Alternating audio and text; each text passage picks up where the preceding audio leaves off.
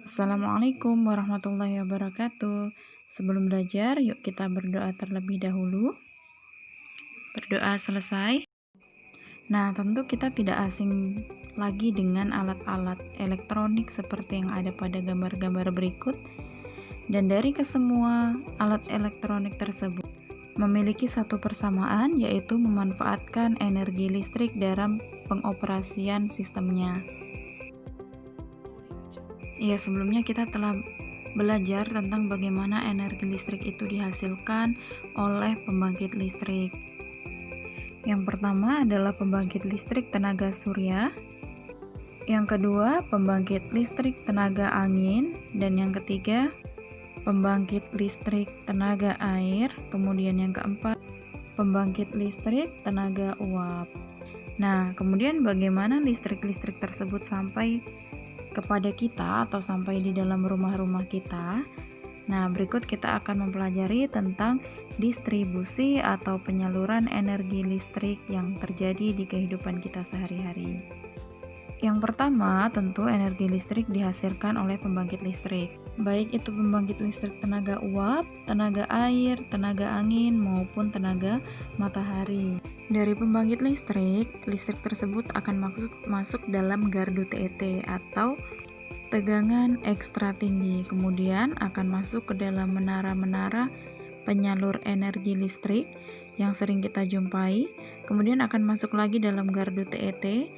Kemudian gardu TET inilah yang sering kita jumpai juga, dan dari gardu TET ini akan disalurkan ke rumah-rumah atau ke tempat-tempat produksi.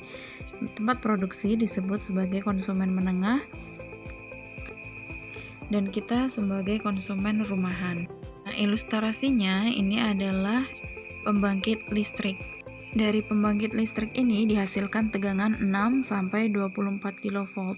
Nah, kemudian akan ditampung dalam sebuah gardu TET atau tegangan ekstra tinggi yang di dalamnya terdapat trafo step up.